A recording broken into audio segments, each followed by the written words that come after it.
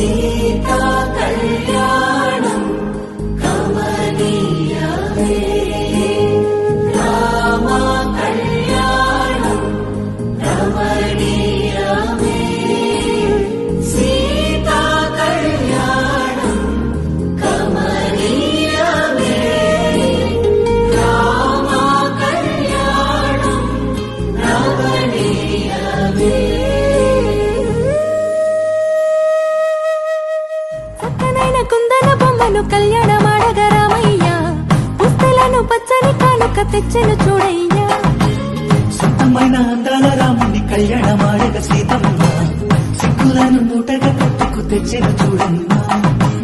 జీలకర్ర బెల్లమును చెరగని ఒట్టు అని ఒకటిగా మారుతున్నారే